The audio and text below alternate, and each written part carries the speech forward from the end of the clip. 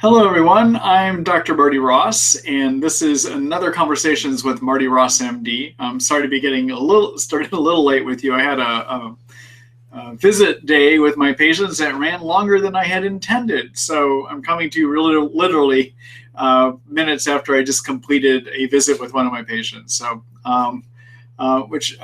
anyhow, that's what's been going on here. It looks like we have a pretty good crowd tonight, actually, which is surprises me given that it's the weeks before Christmas. But good, and I'm glad to be here with you. And I'll try to take as many questions as I can from you all tonight, so that we can explore this thing called Lyme disease and hopefully find some ways that might give you better understanding of the illness and may even help you in terms of your treatment and hopefully your recovery from Lyme disease as well, too. All right. To those of you that are new here, welcome. I see many familiar faces. I'm glad to see many of you back again, too. And the way these webinars work, you create them with your questions. And the way that you get questions to me is you write them in the chat box that you'll find over on the right-hand side of your computer screen. When you're writing your question, please do not hit enter multiple times. Even if you want to create a new paragraph, do not create a new paragraph. When you hit enter, it creates multiple questions, which gets hard for me to follow on my end, okay? So I wrote that in the message box, but please try to honor that if you can. I'd appreciate that. And the other thing is that everyone knows, tomorrow you will get an email from me. I am recording the webinar tonight, and you'll get an email notification from me with the link to the recording. So if you should miss things and you want to go back through them again, you'll be able to do so tomorrow. Also, in the email tomorrow, you'll get a link to sign up for the last December webinar, which is next week, because I will be taking the 2 weeks off after that for both the Christmas holiday and the New Year holiday as well, too.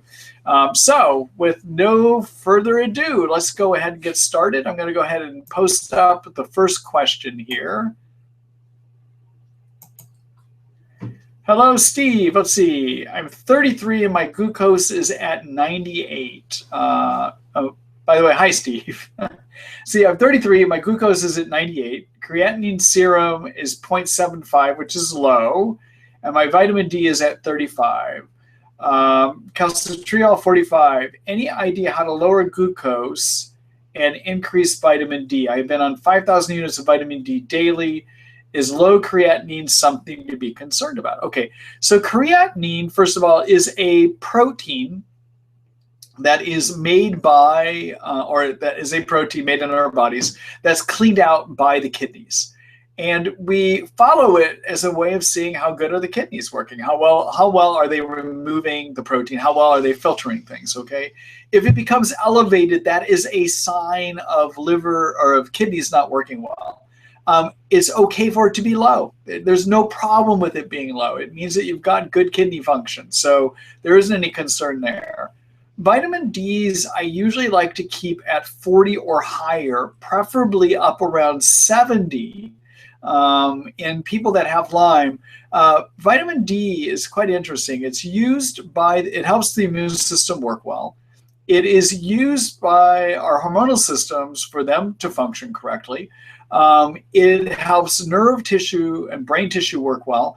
It has numbers and numbers of functions. It's a master vitamin, basically. And there's some evidence that it could even be antimicrobial. So in this illness, I try to push it up more towards 70 or higher.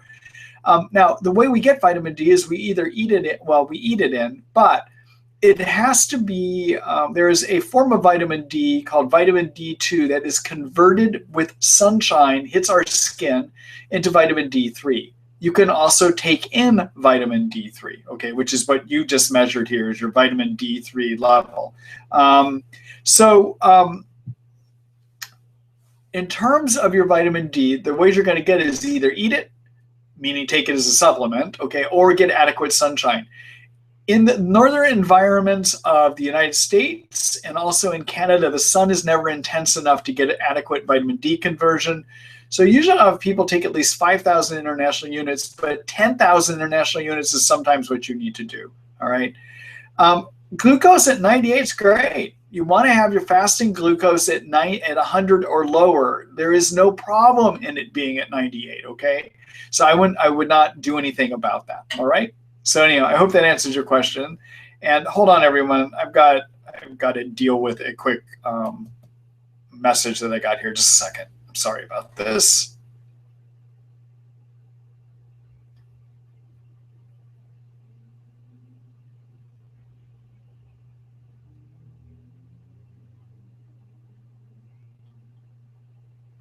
That's part of my getting my day done late. I didn't get to do a communication that I needed to, and I may have to get back to that one more time here too.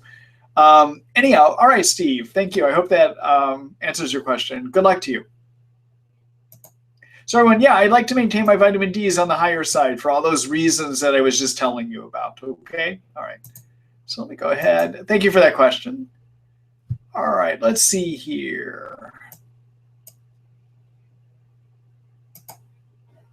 Hello, Sherry. Welcome here. Let's see, I've experienced many episodes of vertigo since contracting Lyme and the co-infections Bartonella and babesia almost 3 years ago.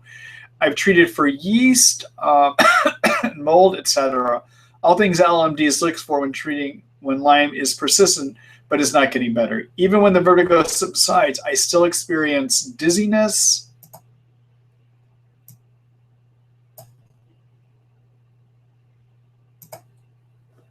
unsteadiness almost every day. What's causing this and how best to treat? Okay, so in terms of dizziness and vertigo, it could be the infections, okay? I mean, and you've already addressed that, so I'm not going to talk more about that. I'm going to say that babesia sometimes is known for giving an imbalance feeling, okay? Vertigo, everyone, means a spinning kind of motion. And then dizziness is just that kind of cloudiness, fuzziness that people have whenever they have infection, all right? So separate, short of treating infections, the other things that you might want to consider is it's possible that as a result of having the Lyme germs in you, that you've gotten some permanent injury that needs to be corrected. And that would be in the nerves and of the nervous system, okay? So one thing I would suggest doing is looking at doing some nerve repair. The other, and I'll tell you how to do that here in a minute. The other thing that you might consider doing too is a type of treatment called craniosacral therapy. And craniosacral therapy is a form of osteopathic manipulation of the head using extremely light pressure, like 5 grams of pressure, the weight of a nickel. And it's called craniosacral therapy. And that kind of pressure changes the movement of fluid around the brain, which can help heal an injured brain, okay? People that do it are osteopathic physicians. Some chiropractors will do it. Some MDs that have had training in it will do it. I do it. And then also massage therapists sometimes will have training in that as well too. Another thing that can be really helpful is to do acupuncture or Chinese medicine with somebody that works with needles for this kind of a condition, and that can help as well too. Now, other ways to repair your nerves are to fix the energy factories in your nerves called mitochondria. All right, so your nerves to heal themselves need energy.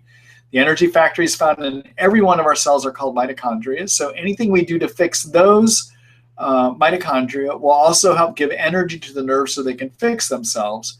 In addition, you want to repair the membrane of the nerve too, the fat cell membrane of the nerve, okay? So what do? Well, I like to use a product called NT Factor, which is composed of the fats that make up the coverings of your nerves and also make up the covering of your mitochondria. And that is something you would take as 2 pills 3 times a day.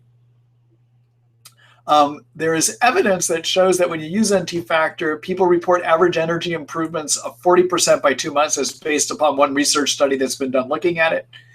And in addition, people report clearer thinking, okay? Now that repairs the covering of your mitochondria. Now, when you have chronic infections, one thing that can happen is there's an overproduction of oxidizing agents in the body. And those oxidizing agents damage fatty membranes, okay, which means mitochondrial membranes. It also means the covering of your nerve cell membranes as well too, all right? And the NT Factor is made up of the fats that make up the mitochondria covering and your nerve coverings. And those are called, one is called phosphatidylcholine, another one called phosphatidylserine, all right? So I would do 2 pills of that 3 times a day. In addition, what helps nerves repair is glutathione. And the way I like to use glutathione is to take it directly using a liposomal variety. Liposomal means glutathione microscopically wrapped in fat. Glutathione is the master antioxidant made in every one of our cells to repair cell damage. It also is an antioxidant, can help lower cytokines, inflammation chemicals made in Lyme that make you feel bad. And in addition, it is used by the liver to do a majority of the detox work that the liver does as well too. So it's a wonderful chemical. You can take it in an oral form, but to increase its absorption, it needs to be microscopically wrapped in fat. And the product that I like to use to work with that is something called Tri-Fortify Orange, made by a company called Research Nutritionals. They also make the NT factor. And it's 5 milliliters 1 time a day is what I like to do with that, okay? The other thing I would consider doing is to be on some coenzyme Q10. That's a 100 milligram pill. And I would do 200 milligrams actually 1 time a day. Now, if you are treating babesia, anyone that's treating babesia, you do not want to take CoQ10 with either Mepron or Malarone if you are using those as your babesia agents. Okay, it'll make it so they don't work, okay?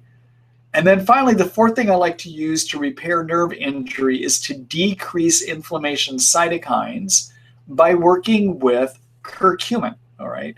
So curcumin is a component of turmeric. I like working with a liposomal, microscopically wrapped in fat variety of that too, called Mariva 500, made by a company called Thorne, 500 milligrams 3 times a day, okay? So to answer your question, what do you want to do? Well, you want to repair injury that might have been created from having had the Lyme infection in you. In other words, you want to rehab, you want to heal, okay? So craniosacral therapy is the way to do it.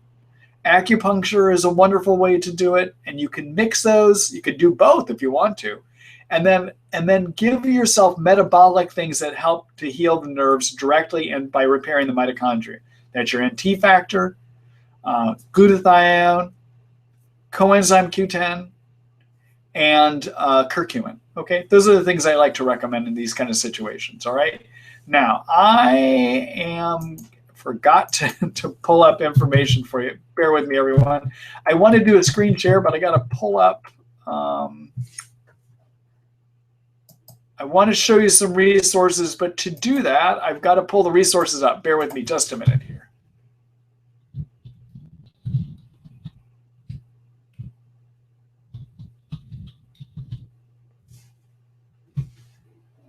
And one more. I know you can see me. I'll let you see my computer screen here in a minute. I'm just trying to put some things on my computer screen. All right, so let me go back there.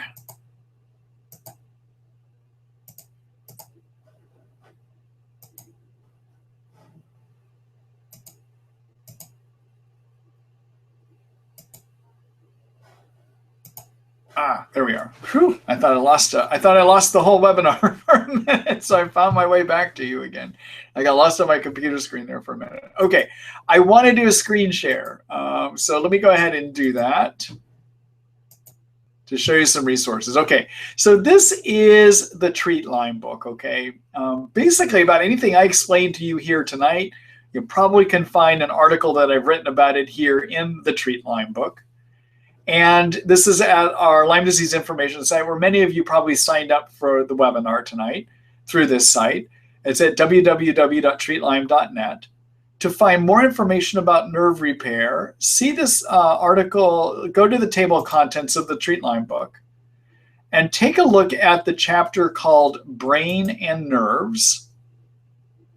Okay, in here, you can find, what I would do is take a look at the article called My Brain Isn't Working, I Think, What Can I Do? Okay, that explains a lot of things I just talked about. There's an article on glutathione where you can learn more about how glutathione works. And there's a whole article I have on the NT factor phospholipids too. And there is the article on curcumin, all right? So this is where I explain a lot of things I was just telling you about, okay? All right, the other thing is when we're talking about supplements, you want to make sure that you are using high quality supplements. And we've tried to do a good job of finding at our supplement site that our patients use, that my patients use here at the Healing Arts Partnership. I've picked supplements that have the greatest chance of working because these are companies that find the best source for active ingredients. Okay. The other thing that that you'll find about the supplement store is that we've picked supplements that have when they use fillers for the products, these are ones that are not harmful fillers. There's a lot of companies out there that use harmful fillers that might be toxic to a person with Lyme. I've tried to do a good job going through the supplements to find ones that do not use harmful fillers, okay? So you'll find these at Marty Ross MD, Terrabrook ND supplements. And so anything I've recommended you can find here. You can find them under our supplements tab, and you can look for them either by medical problem or by manufacturer. If we go by medical problem, you'll see there's a chapter called Brain and Nerves, okay? It corresponds to the information I was just telling you about. And the ones that I would look at here, there's the NT Factor. Down here is the Tri-Fortify Orange. And then here is the Mariva 500, okay? So you can pull these up. You'll see that we have anything I recommend you can find at the supplement store that I use for my existing patients here at the Healing Arts Partnership. All right. All right, let me go back here.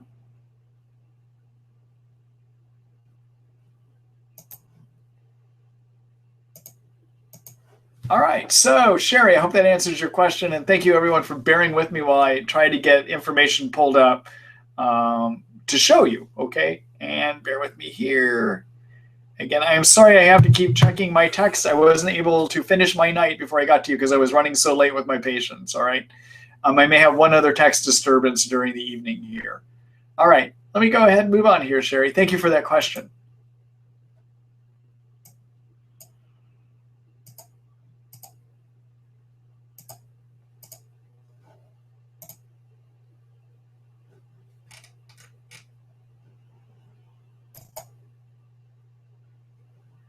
All right, so let's see what's up next here. Hello, Eric. Welcome back. Let's see. My wife, who is being treated for Lyme Bartonella, is being prescribed low-dose Naltrexone. She has painful neuropathy of her feet. Can you explain how this can help her? Thanks. Okay. So it's interesting. I don't know. Well, it's something to consider using, and let me explain how it might work, okay? So Naltrexone is a narcotic blocker, which is why I'm kind of hesitant on this one, but let me explain how it might help your wife as well too, okay? So our body has a group of chemicals that it makes called endorphins. Endorphins are our natural narcotic system. It's what our body uses to fight pain, but also it's used to regulate the immune system. And if we provide a block to those endorphin sites, which is what Naltrexone does, if we block the endorphin sites, our bodies do not like that. The brain doesn't like that, okay? And so what the brain will do is it will release a bunch of chemicals and neuropeptides, proteins made by the brain, that basically tell the parts of the body to start making more endorphins. So the brain tries to overcome the blockade. Now, eventually, when the Naltrexone wears away, these endorphin sites that are sitting there suddenly get bared, and they release, they get covered by all this extra endorphins that have been made, all right? And so what it has the ability to do is it can, the flooding of endorphins on those receptors can regulate an immune system that is attacking the body, or it can regulate autoimmune illness. Now, how it might help your wife is that for some people, the nerve injury that can remain is actually because the immune system is attacking the nerves, all right? An autoimmune illness triggered by Lyme. So it might help, all right? The problem is that there when it's used low dose, what we do is we prescribe it as a 1.5, a 3 milligram, or 4.5 milligram pill. The reason it's called low dose is the manufacturers make naltrexone as a 20 milligram pill, and it has to be made by a compounding pharmacy back into that lower dose. At the lower dose, it provides a 4 to 6 hour blockade of those endorphin sites, okay? Which means that while those endorphin sites are blocked, your wife isn't getting benefit of her own endorphins to fight her pain. So she actually may get more pain from this. On the other hand, if some of her pain is due to ongoing injury because the immune system is attacking her nerves, the low-dose naltrexone could help, okay? So low-dose naltrexone is something that is used and has benefit in autoimmune illness. Now, I know it's something I will use in my patients with Lyme. If I'm, say, a year, 2 years into treatment, they're not getting better with a lot of their symptoms, I might do a trial of low-dose naltrexone to see if their Lyme is actually being triggered as an autoimmune illness triggered by the Lyme infection, all right? There is no test that we have to say that a person has autoimmune illness, Lyme, meaning Lyme disease symptoms that remain from autoimmune illness. And the only real way to do is to see if that's a possibility is to wind up using the low-dose naltrexone. You usually start at 1.5 milligrams a day for 2 weeks. After 2 weeks, you can increase it up to 3 milligrams a day for another 2 weeks. And then you go up to 4.5 milligrams a day. There's two major side effects that I see from it. One is that it can sometimes lead to insomnia, difficult sleeping. So what I usually have people do is take it in the morning, all right? The other thing is occasionally it can kind of make people feel a little fuzzy-headed. And that's a side effect that, that isn't tolerable. And for some people, we just can't use it. How often do I see it help? Well, I think it helps maybe about 20% of people. Periodically, I'll get a lot of questions in these webinars asking if it's the thing that will fix people's Lyme. Again, I only think it helps about 20% of the time, and it's something I usually will look at trying maybe a year or 2 years into treatment. If somebody is not doing better, it's one of those things I consider that could be blocking treatment. The research about this treatment shows that it can help with 4 autoimmune illnesses. One is fibromyalgia. Another one is Hashimoto's thyroiditis, thyroid illness triggered by the immune system attacking the thyroid gland. Third one is multiple sclerosis. Some people's multiple sclerosis is an autoimmune illness. And the fourth one is fibromyalgia. So it can, there's science that shows it can help in those situations. We don't have science saying whether it does work or not work for Lyme disease, okay? So Eric, I hope that answers your question. I know it's a little bit long-winded, but I wanted everyone to understand how it might work and why it could be helping your wife in these situations. Although I'm a little hesitant. I don't know that it's necessarily where I would go for nerve pain, okay? All right, let me do a quick screen share here, everyone. All right, so go back into the Treat Lyme book.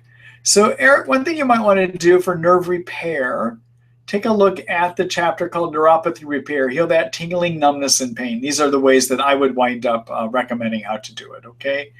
All right, and the other thing that you can look at, I do have an article that I have written on naltrexone. You're going to find that in the immune system chapter.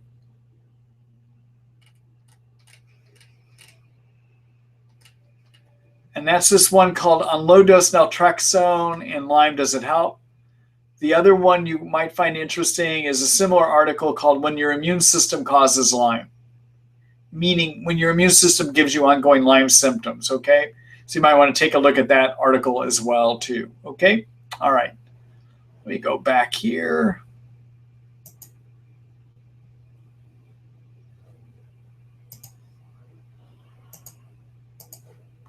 All right, thanks for that question, Eric. I hope that gives you some insights there.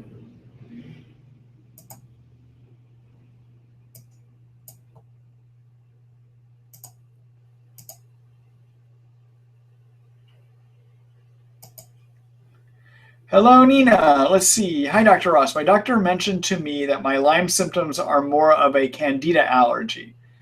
I feel dizzy, weak, depersonalized, and also I feel like I'm floating sometimes. Does this make any sense? Can one become allergic to Candida? How would this be treated? Tried diflucan for 30 days. So Nina, I I don't often think of these symptoms as being Candida, just to be honest with you, okay? So what Candida does is when you have so Candida is yeast. Our intestines are full of both bacteria and yeast, and it is possible for yeast to grow too much, and that becomes yeast syndrome due to Candida overgrowth, okay? So when you get too many yeast in your intestines, they release toxins that can give you some of the brain fog, cloudiness. The immune system sees those yeast and reacts by making a group of inflammation chemicals called cytokines. And cytokines make you feel poorly. In fact, when you have Lyme disease, not Candida, but Lyme, the reason you feel bad in Lyme is that your immune system makes too many cytokines. So let's talk about cytokines for the first time tonight, okay? Because I want to make sure we're all on the same page. So whenever you have an infection, whether it's a yeast, whether it's a virus, whether it's Lyme, whether it's Bartonella, whether it's babesia, white blood cells, when they see that infection, make a group of inflammation chemicals called cytokines, and that's good. And that's bad, okay? On the good side, those cytokines cause more white blood cells to be made. They draw those white blood cells to where the infection is, and they help those white blood cells work better, okay? Now, that's all great, all right? However, when somebody has a Lyme infection, the immune system often does not do a good job getting rid of that infection, but it tries harder and harder. And when it tries harder and harder, eventually it makes too many cytokines, okay? And too many cytokines make it so you can't think. They give you lightheadedness. They make you hurt all over. They give you low energy. Basically, what we call Lyme disease symptoms are excess cytokine symptoms, okay? Now, when you have too many yeast in you, the too many yeast also trigger excess cytokines, so they can give you a lot of your symptoms, okay? Now, the thing I don't usually see, though, when somebody has too many yeast in the intestines is I usually don't see that they have depersonalization. They can be dizzy, they can be weak, but depersonalization is not one of those common symptoms I think of. Depersonalization makes me think about Bartonella, actually, and depersonalization often makes me think about Lyme infection as well, too, okay? So now as to whether you have Bartonella, you can try to figure that out yourself, okay? The way you can figure out if you have Bartonella is to look and see, do you have a lot of symptoms that say Bartonella? So let me do a screen share here. I'm going to go to an article that you can take a look at later to help you figure that out, all right? In terms of how yeast can be treated, there's prescription protocols and there are herbal protocols you can use. There's a pretty simple article you can take a look at for that too. I'm not going to take the time to go through that right now. Let me go ahead and show you that one. I'm going to do a screen share here.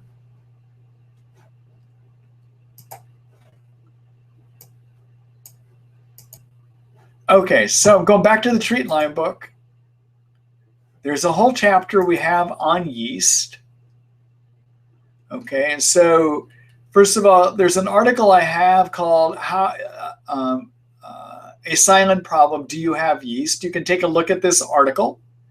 And then what do you do for yeast? Take a look at this article called Kills Yeast, A Brief Guide, okay? Now, these are both articles that are articles found within the Treat Lyme book. And to read the Treat Lyme book, you will need to subscribe. But there's options. You have a 1-month option, you have an annual option, or you can just buy the book permanently, get access to the book permanently, okay?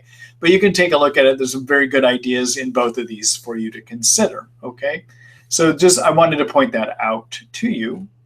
So let me go back here. Oh, about in terms of whether you might have Bartonella, though, let me go back here. So on Bartonella, there's a chapter we have called How to Diagnose. Okay, and this again is in the Treat Lyme book. And this is an article I will show you. In terms of figuring out if you have Bartonella, take a look at this article called It Could Be Bartonella or Babesia. And basically in here, I say that I don't like to test for either Bartonella or for babesia. The reason that I don't like to test for either one of these conditions is that there are multiple strains of each. And because there are multiple strains of each, we have a hard time detecting it. So for Bartonella, we probably have good testing for about 1 or 2 strains. For babesia, we have, excuse me, good testing for perhaps about 2 of 15 to 20 strains, okay? So the testing isn't good. What I like to use are symptoms. So symptoms that make me think of Bartonella are day sweats, ongoing anxiety, pain on the soles of the feet, swollen lymph nodes, rash that looks like stretch marks, severe brain dysfunction. Neurologic symptoms like sharp shooting, stabbing, piercing, or burning pains, abdominal pain, bladder symptoms, urgency or burning, and psychiatric problems like depersonalization or like severe anxiety or like severe depression, okay? Those are the things that make me think of Bartonella. Now, if you have a large number of these symptoms, most likely your depersonalization is coming from Bartonella, and that's where I would probably focus my efforts on, okay? Now, everyone, if you need help sorting things out more than what I can do here in the webinar, one thing you might want to take a look at is the tab here down the lower left side. I'm moving my cursor over it right now, called Online Consult, okay? And this is a way, my one-to-one medical consult service is a way that I can actually visit with you online. And we can do it as a 30-minute or an hour visit. Usually people need an hour visit by the time I get to ask you a lot of questions about your illness to give you the best advice, okay? But this is a service that I run that you can set up and that you can read more about, where I can actually review and answer any question that you might have about your individual case. If you decide in the end after that visit you want to become a regular patient so that I can prescribe for you or order tests, we'll give you credit for that 1 hour visit you spend with me. And usually your visit in person then would only need to be 30 minutes instead of my regular new person visits in person are usually an hour and a half, okay? Take a look if this service is right for you. Although I cannot prescribe or order testing for you through this because my medical board says I have to see you in person once to be a prescriber or to order tests, I can come up with all kinds of recommendations for you. And if they require a physician, you can take the visit note that I create from these visits, give it to your doctor, and then they can implement my findings, okay? So that's something you can consider doing. Read through this, though. See if this might be a way of working that is right for you, okay? So again, I can help you figure out what is wrong. I can review treatment options with you. I write a visit note so that you can have it. And if you need to share it with your physician, they can do that. And I'm more than glad to talk with your doctor about my findings and what they might need to do for you if they need to prescribe something for you as well, too. Okay?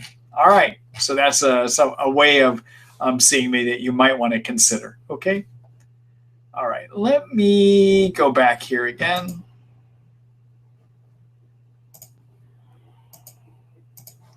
All right. So, Nina, thank you for that question. Let me go ahead and move on here.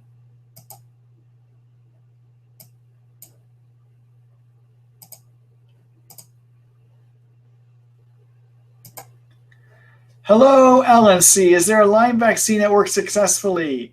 And what would normal protocol be for a person who has had Lyme for 6 months or so before getting treatment? Thank you. All right, so Ellen, there has been a Lyme vaccine in the past. There is another one that may be near coming back on the market again, but there are concerns. Okay, so the one that was out years ago called, I think it was called the Lyme.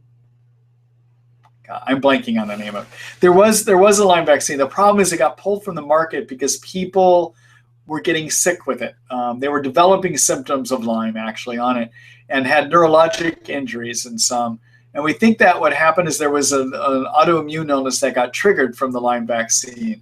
And we think that that could happen again. So many of us are not optimistic about the new Lyme vaccine that is being developed and may come on the market, okay? In terms of what is a protocol for a person that has had Lyme for 6 months, well, it's generally the same protocol that I would use for somebody that's had Lyme for a year or more, okay? And so to walk through the things that I like to use in my protocols, let me go ahead and show you. I'm going to do a screen share.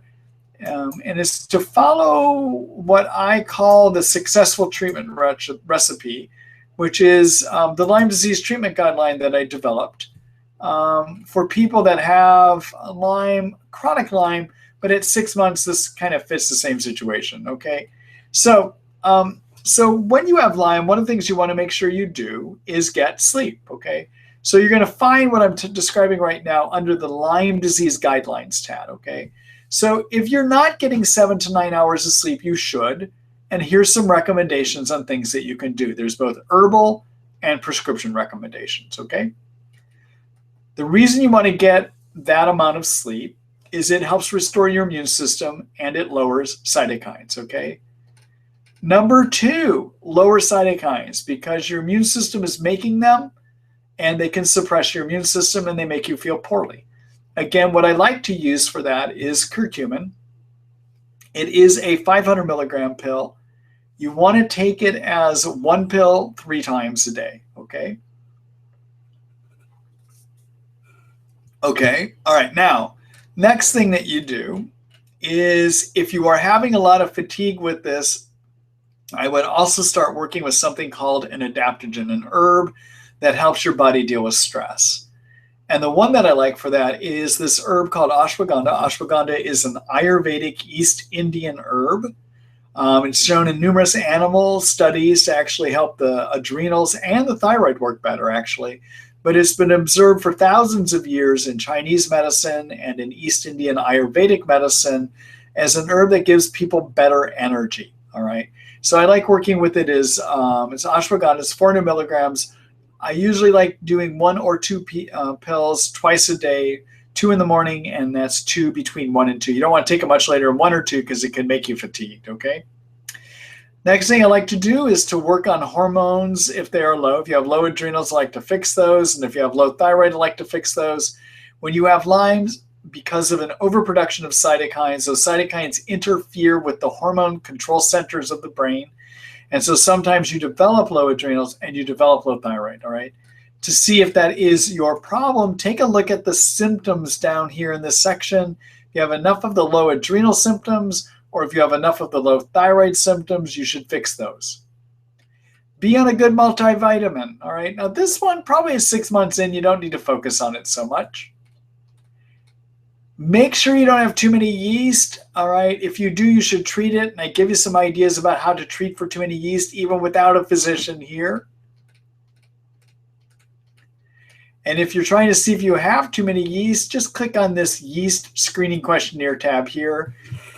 If you score higher than 140 on my yeast screening questionnaire, there is a good chance that you have too many yeast, and there's a good chance that treating for too many yeast will make a difference for you, okay? All right, so take a look at that. All right, then you want to make sure you treat for your Lyme infection, and you can either work with the herbs Otoba bark extract and cat's claw. These 2 herbs work very well to treat Lyme. They work about 85–90% of the time, which I think gives you as good of a chance as prescription antibiotics in this situation. Or work with some doxycycline or work with Biaxin, but I would also include some, if you don't do the herbs Otoba bark extract and cat's claw, I would consider adding in some grapefruit seed extract to your doxycycline or the clarithromycin. And I would use the grapefruit seed extract because it helps break up the cyst form of the Lyme germ as well too, okay? All right. Then make sure you're doing these basic detox steps that I described here. And be sure to figure out if you have Bartonella or babesia based on those symptoms that I showed everyone earlier tonight. And if you do, follow the recommendations I have about how to treat those, okay? So those are the big things I would do. I would work down to step 9 in our Lyme disease treatment guideline, okay? Now, it is just as important as killing your germs to do all those other supports that I talk about here. And the reason it's really important to do the supports is you need to do everything to make sure you recruit your immune system into helping you, okay? Which means you got to get sleep, which means you need to lower cytokines, which means that you need to deal with the stress by using an adaptogen, get yeast out of you, treat your infections, okay? Do some basic detox steps. You're doing all of these things so you can recruit the immune system into helping you. When you treat Lyme, it is not just about poisoning the germs, all right? You need to do much more than that. So take a look at our successful treatment recipe. I wrote it to give you information that will give you benefit in treating this illness. And it often includes things that the average doctor doesn't think to do. All right. So these are the things I have found to be really important in helping my patients to keep this thing from becoming an ongoing chronic infection that never goes away. All right. All right. Good luck to you. And thank you for that question, Ellen.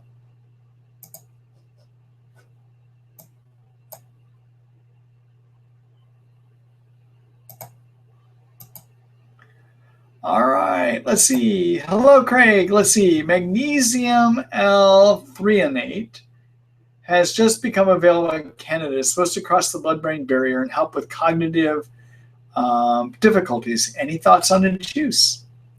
No, I don't. Actually, it's the first time I've heard of that as a product. I'll have to take a look at that, Craig.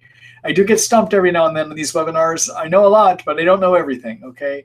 And I learn on these webinars too. So I'll have to take a look at that one. So thanks for raising it as something for me to look at. All right. Take care of yourself. Bye-bye.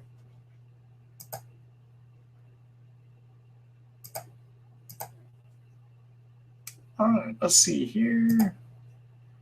Aloha, Dr. Ross. Aloha. I like the sound of Hawaii. We have been inundated with cold and almost consistent rain now here in Seattle for 10 days. So the idea of sunshine sounds good to me about right now.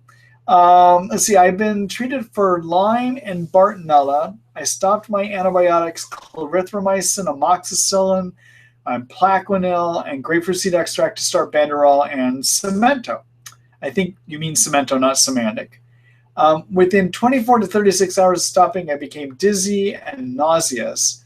Then I started feeling electrical sensations in the feet and arms and scalding. There's a second part to this question, I believe. Debbie, I'm trying to find the second part to your question here. Just a minute.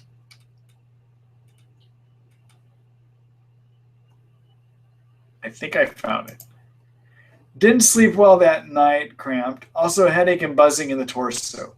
After 3 days, restarted clarithromycin and ABART. It somewhat blunted the symptoms. What do you think? What to do? Bartonella? Should I start rifampin or Bactrim? Also, feet much more painful. Thanks for any insight. Okay. So what I would say is this, just a general observation, Debbie, is that when you are on prescriptions that are treating the Lyme germ as opposed to the Bartonella germ, and you stop using them, generally those symptoms do not come back rapidly. And the reason is the Lyme germ itself is a very slow replicating germ. And by some estimates, it grows again, replicates itself about every 4 weeks to every 8 months, okay? And so what that means is when you stop a Lyme germ treatment, the effects of that germ do not come back quickly because it takes a while for the germ to grow back to start causing more problems, all right? So the fact that things got worse right away suggests to me not from the Lyme germ. But what does grow back rapidly is Bartonella. It replicates at least every 24 hours. So yes, I would be wondering about Bartonella here. But one other thing that happens is antibiotics, in addition to having the effect of killing germs, have anti-inflammatory effects, all right? And especially the clarithromycin can have an anti-inflammatory effect. So one of the reasons you may have gotten worse when the clarithromycin was removed is that you lost some of the anti-inflammatory effect of it, all right? Now, I need to go back and look at the first part of your question. So the buzzing can be a Bartonella symptom. Let me see the other part of your question. Let's see. Dizzy can be Lyme, can be Bartonella. Electrical sensations can be Bartonella. You know, I would wonder about Bartonella. Getting back on clarithromycin could help with that, and the ABART would help with that as well too. Okay. Now there's other things that could be going on here, and I guess I would need to ask you a lot of questions to figure that out. But just on the question, what causes a rapid return of symptoms when you stop treating it? Bartonella. All right. And but also there is a point I would raise again that when you stop antibiotics, they actually have anti-inflammatory effects. So sometimes when people worsen right away, when you stop, has nothing to do with germs growing back. Is because you lost the anti-inflammatory effect of that antibiotic as well too. And to help you sort this out, I need more information, but those are just some general thoughts for you. You may, Debbie, want to consider doing one of my one-to-one consults where I could do a give and take question and answer with you and maybe help figure that out in a little bit greater detail. All right. Thank you for that question. Good luck to you.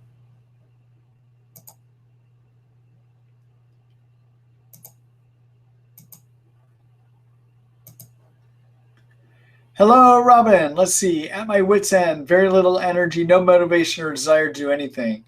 I was a type A personality, now AD. No joke. What kind of supplement can I take to get some of my spunk back? Well, so Robin, unfortunately, there's not a supplement that's going to give you your spunk back. Make sure that you are following all of the steps in the successful treatment recipe. Okay, so make sure you're getting sleep. Make sure you're lowering cytokines. Too many cytokines in Lyme give you that bad feeling fatigue, okay? Make sure that you're on an adaptogen like an ashwagandha, which can give you energy. Make sure you're in a good multivitamin. Now, the multivitamin I like to use is something called the Energy Infusion, or another one called Thorn Metaclear, okay? Make sure you get yeast out. Make sure you're treating your Lyme infection, okay? Now, having said that, so those are the steps in the successful treatment recipe that I showed you earlier tonight, okay? But there is an article I have written about other things you can do that are really targeted at energy. And so let me go ahead and show you that article. You can find it in the Treat Lyme book. So I'm going to do a screen share for that.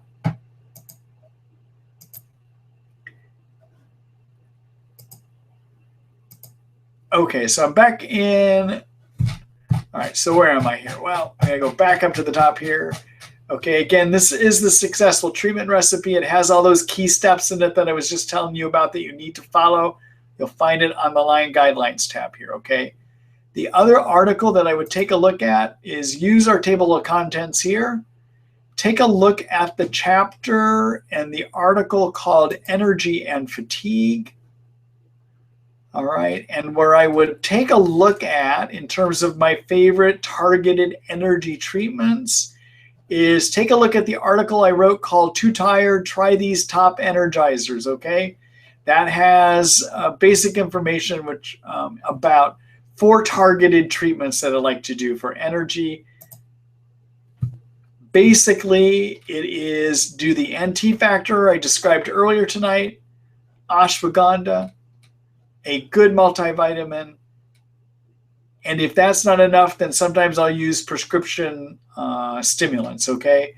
But the other thing I should say, and I do say it up here, is make sure you're doing the successful treatment recipe first. And if it's not working well enough, then consider these other things, okay? All right.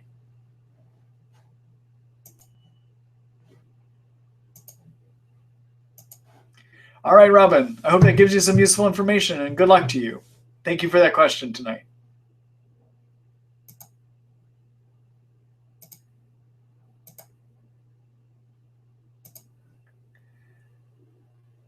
All right, let's see. Hello, Nina. Hi, Dr. Ross. My Lyme doc wants me to start on permethrin and sulfadiazine for babesia. Have you used these medicines in your practice? I'm not sure. No, this is not an approach I would use for treating babesia.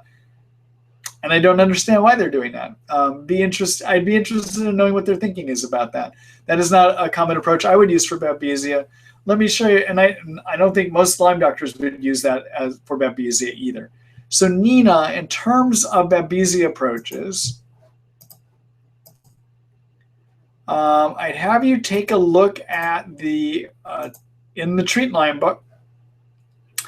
There is, under the infection treatment plan section, take a look at the article called Kills Babesia, a Brief Guide. All right, and one of the big things I want to point out about that article is I tell you, follow the successful treatment recipe, okay? You are not going to get rid of babesia unless you get sleep, unless you support your immune system by correcting your hormones, by getting yeast out, by lowering cytokines, by being on an adaptogen, okay? Make sure you are doing all the steps in the successful treatment recipe, and then follow any one of the tier 1 approaches that I have or the tier 2 approaches, okay? So take a look here. For instance, tier 2 says use artemisinin, or you can use the herb cryptolepis. There's also various prescriptions you can use too. All right. But take a look here. You can read through in more detail about the approaches that I recommend and the Kills Babesia, a brief guide article. All right. So you'll find that in the Treat Lyme book.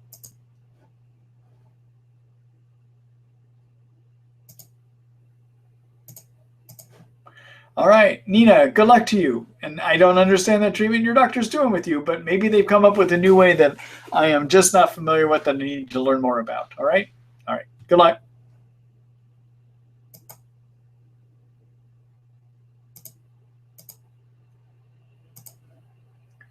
Hello, Abby. Let's see. If Lyme disease has caused thyroid, adrenal, and sex hormone imbalances, once Lyme is managed, do you see these systems come back to normal easily? So the answer is yes. So often, Abby, as I treat Lyme, so what happens, the reason you get a lot of hormone dysfunction in Lyme, the main reason is because of all these excess cytokines, okay? So remember earlier tonight I said Lyme disease symptoms are truly excess cytokine symptoms, okay? So remember, cytokines are inflammation chemicals made by your white blood cells. When they're made in excess, one of the things that they do is they interfere with the part of the brain that governs your hormonal systems, okay? And that part of the brain is called the hypothalamus pituitary. The hypothalamus pituitary directs your thyroid, your adrenal glands, your ovaries. In males, it directs the testicles, okay? So any of the hormone systems are directed by the hypothalamus pituitary. Now, one of the things that happens in a state of excess cytokines, the hypothalamus pituitary metaphorically gets drunk on cytokines, all right? Yes, it gets drunk on cytokines. And it doesn't interpret the environment correctly. Now, it still keeps trying to direct the show. It still keeps making for the thyroid something called thyroid stimulating hormone that the thyroid uses to direct the thyroid, but it's making it erroneously. So if you measure your thyroid stimulating hormone, for instance, who knows what that level means because it's a drunk making it, okay? So it doesn't interpret it correctly. So those chemicals that your doctors may use to look at how your thyroid's working, or your doctor may order to look at how the adrenals are working, often are unreliable because they're being produced by a drunk, all right, by that part of your brain, the hypothalamus pituitary, that is effectively, metaphorically drunk on cytokines, all right? So as you get Lyme under control, as you treat it, your cytokines are going to come down. And your brain should be able to take over and start directing the show again. And so you likely will not have to remain on your hormone replacements. They are temporary. They're part of a Band-Aid to help support your immune system. Okay, you correct these differences to support your immune system, help your immune system work better. Also, correcting these abnormalities is good because it helps you feel better as well too, okay? Now, the only caveat I have here is that, unfortunately, Lyme in some can trigger autoimmune illness, okay? And so it is possible when people have Lyme for a while that the immune system will start attacking the thyroid. And then you get into more of an injury illness, all right? And I explained tonight earlier how low-dose naltrexone could help correct that autoimmune illness. But for sometimes they do have to keep treating with the thyroid even when all the other hormonal systems are corrected because that injury can become more of a permanent injury, all right? And for that, usually I recommend trying the low-dose naltrexone that I described earlier tonight.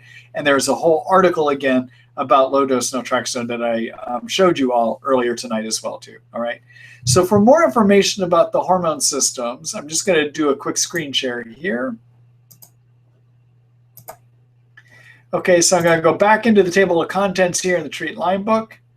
Take a look at the chapter I've written called Hormones, okay? And in here, I talk about ashwagandha, which is one of my favorite ways to support the adrenals and even the thyroid, all right? But take a look at this article called Heat Up, Speed Up about the thyroid and adrenals. There is a whole video article that I have about hormone support, all right? And there's an article in here where I talk about what can you do for your hormonal problems if you have them, okay? All right, so there you are. Let me go back here.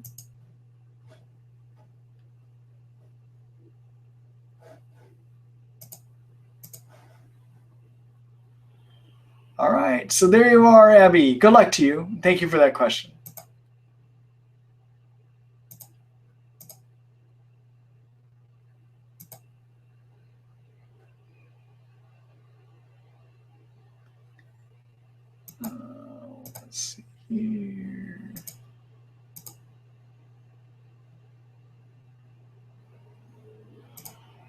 Hello, Jackie. Let's see. Let me get a sip of water here, everyone.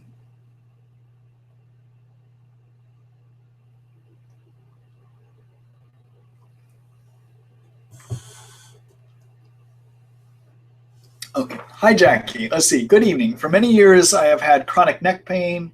Tight clothing worsens this and other pain. Ask doctors why a bra causes so much pain. No answer. My bra is several inches wider than needed.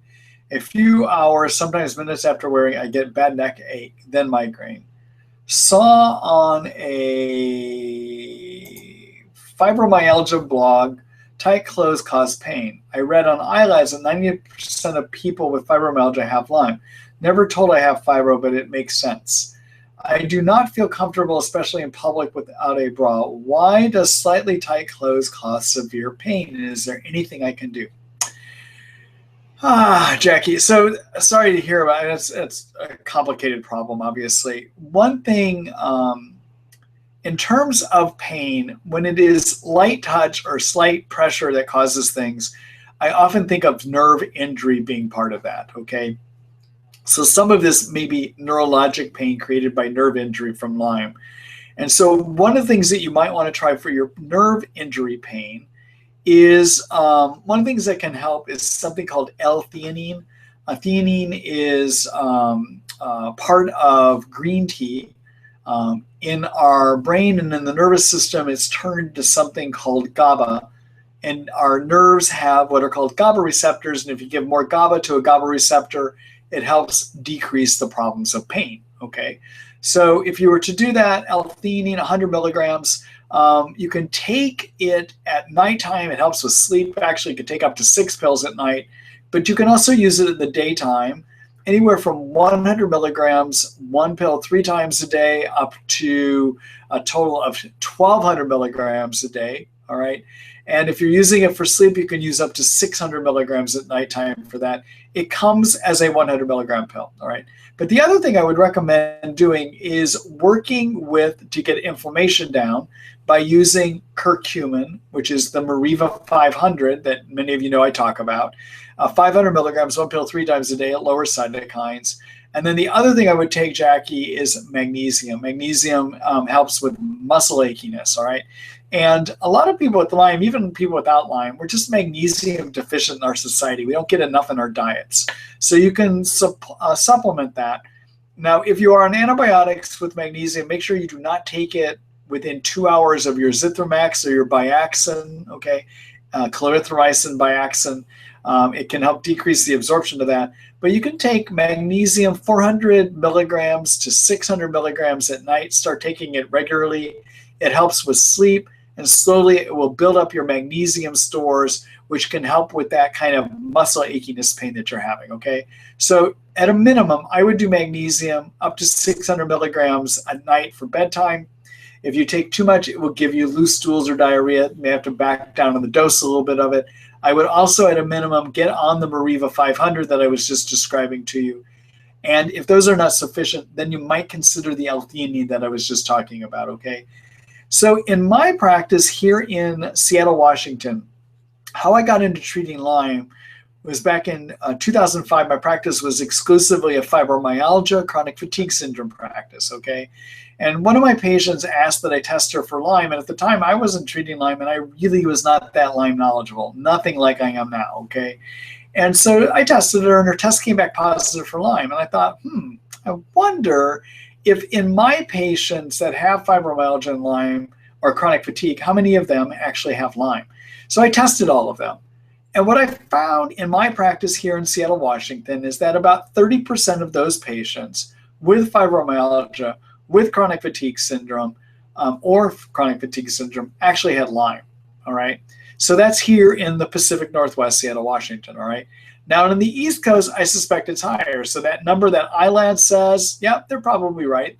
A lot of people that have fibromyalgia or chronic fatigue syndrome are misdiagnosed. What they actually have are Lyme disease, okay? So out on the East Coast, that number would be higher than it is here out in Washington State. And the reason it would be higher is there's a lot more Lyme out there, okay? Your risk of getting Lyme is higher on the East Coast than it is here in Seattle, Washington, or in the Pacific Northwest, all right? Okay, so I hope that helps you. Good luck to you, Jackie.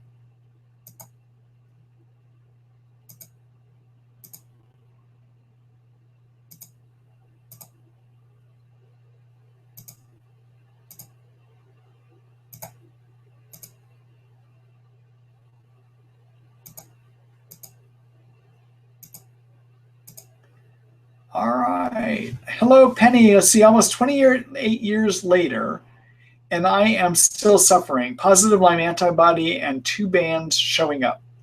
Early years undetected for 1 year and treated with Rocephin IV, but body and insurance would only cover 4 weeks. Did that twice. Won't go into detail for the last 5 years. Now saw Dr. Cameron. Put me on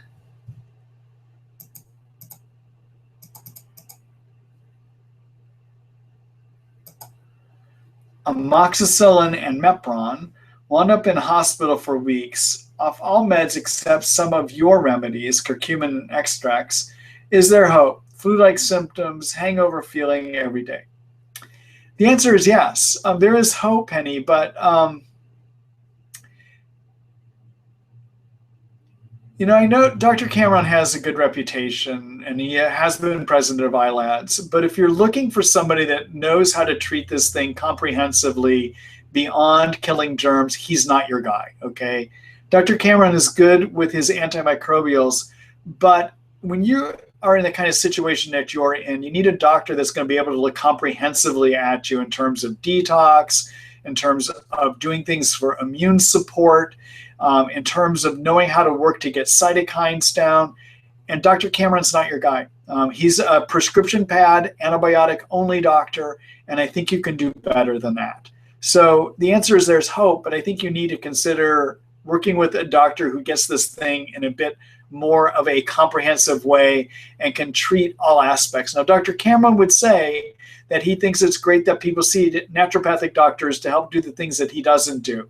But my sense would be find a doctor who does all the things he doesn't do, okay? So either find a naturopath that can prescribe the antibiotics for you as well as think beyond just the prescriptions, or find an integrative medicine doctor who will do that. I happen to be one of those integrative medicine doctors, and yeah, I could help you.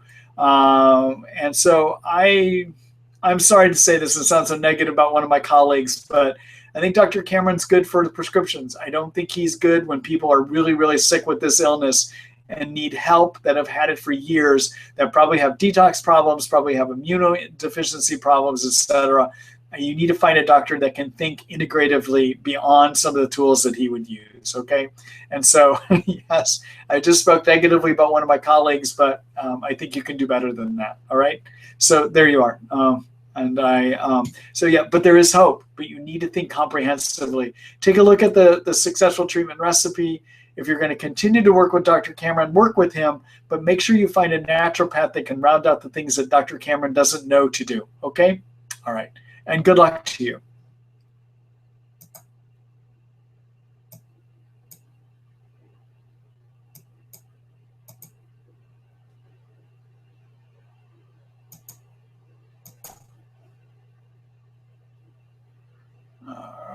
Let's see. Oh, sorry, everyone. I'm just trying to clean up some of these questions I asked already.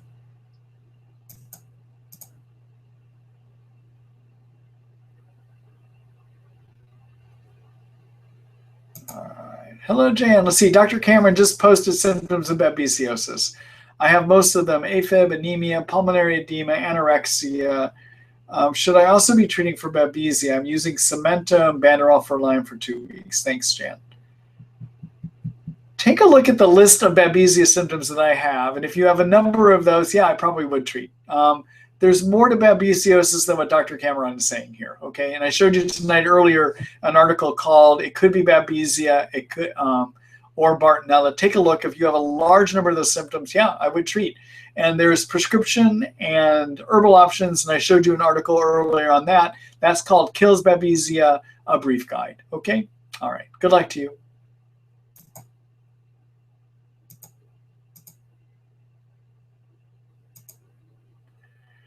Hello, Sean. Let's see here. When treating Bartonella, how long do you usually expect it to take to start seeing improvements in symptoms?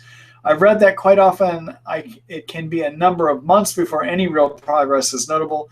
My current BART treatment is 600 milligrams of rifampin daily and 500 milligram of azithromycin 3 days a week. Okay, so that's a good BART regimen. I actually like that. I find of that, the stronger BART agent is rifampin.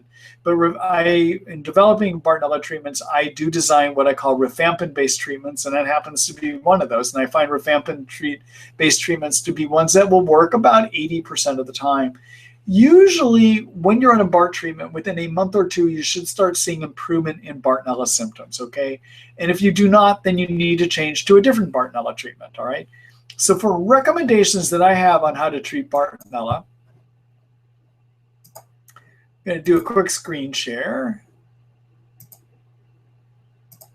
All right, so for treatment ideas that I have on Bartonella, take a look at the chapter called Infection Treatment Plans.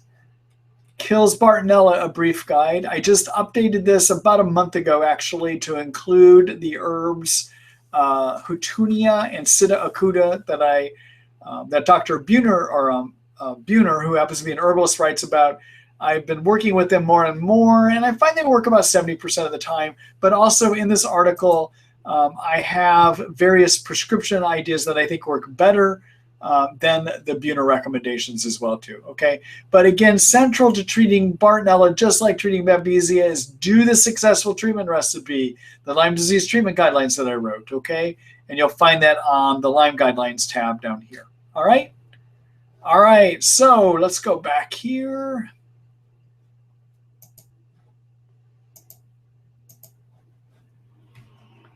All right, Sean, thank you for that question, and good luck to you too.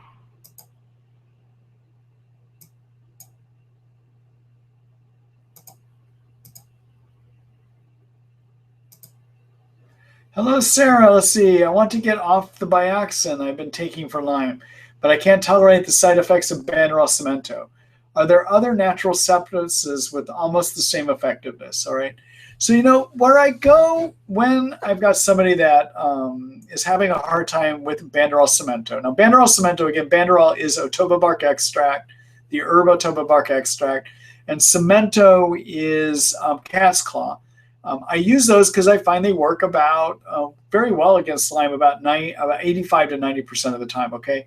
But sometimes I need to change from them. Either I got a person that isn't tolerating them or they don't work for everyone, although they work, again, 85 to 90% of the time. But my next favorite choice for an herb for treating Lyme is the teasel root or teasel. That is sold. There's one product I have found online that has that. It's called Spironil. We have it through our store, but the manufacturer does not allow us to sell it online, and you're not going to find it online. If you are interested in trying teasel root as the product Spironil, it is a liquid tincture. You can give a call and order it directly through us, and you talk to Christine, who's my right hand up front. She runs the store as well as helps manage my patients, checking in, checking out, and getting people in and out of the clinic. Our telephone number is 800-470-7217. Again, that's 800-470-7217. She can help you with that if you want to do teasel. Teasel, I find, works about 80% of the time, well, maybe 75% of the time. So it gives you a good chance. You dose it the same way you do the Banderol Cemento, which is I usually have people start at 5 drops twice a day and increase every other day or every day by 1 drop per dose until you're at 30 drops twice a day, okay?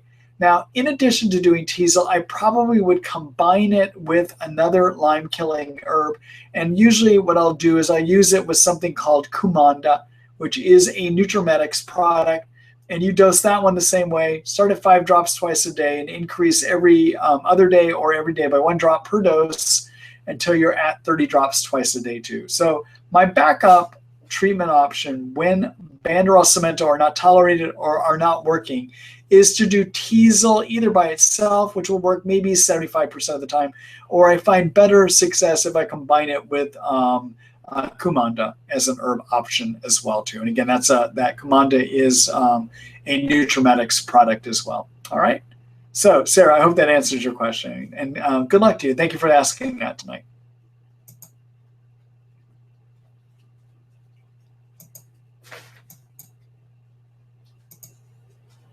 Hello, Brenda. Thanks for your help. You're welcome. Let's see. I have Lyme and Bartonella. I'm taking amoxicillin, probenecid, and Biaxin. My doctor wants me to try Houtunia and Barberry. Is this overkill? What are your thoughts? So in terms of the amoxicillin, probenecid, and Biaxin, okay, so amoxicillin does not touch Bartonella. Amoxicillin is good for treating spirochete Lyme, and it may treat the cyst Lyme because it's questionable if cyst is really just a broken off piece of the spirochete, okay? But it's probably not going to do much for Bartonella. Biaxin can treat Bartonella, but by itself it's not going to get rid of Bartonella, okay? Houtunia is going to treat Bartonella. So if you combine it with your Biaxin, you'll probably have a good Bartonella treatment. Your amoxicillin Biaxin is a pretty good treatment for Lyme. And again, sometimes I'll treat for the cyst directly for that. But again, there's some evidence saying that maybe cyst Lyme, the thing that we've called cyst Lyme, one of the three forms of the Lyme, is actually just a broken off piece of the spirochete, all right? So I think with the amoxicillin and Biaxin, you probably have a pretty good Lyme treatment.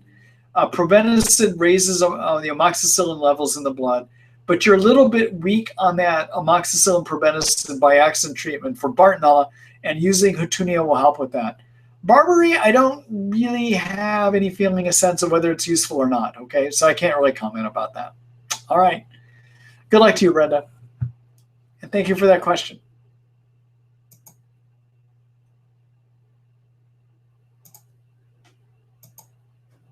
All right.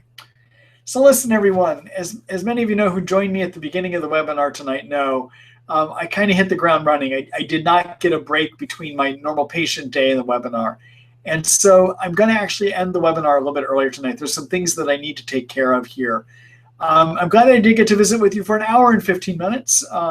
And next week, I hope I'm able to visit with you for the whole scheduled hour and a half. But I am going to go ahead and end it a little bit earlier tonight. Tomorrow, you will get an email from me which has the link to the recording of tonight's webinar. As many of you know, we also operate the Treat Lyme book, which probably answers many questions you might have. So if you happen to have something I didn't get to, take a look through the Treat Lyme book tonight and see if it can answer that for you, okay?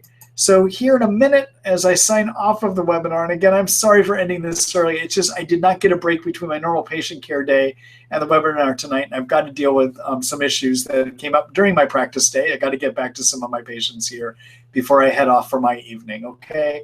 So here in a minute, as I end the webinar, you will be taken over to the treatlyme.net site where the Treat Lyme book is. I'd appreciate if you'd sign up for it if you have not. Anytime you support the book, you support the webinars, okay? And you'll find useful information in it as well, too. Also, when you get to that site, you can sign up for next week's webinar as well, too. So good night, everyone, and thank you for joining me. And again, I look forward to seeing you next week. All right, bye-bye.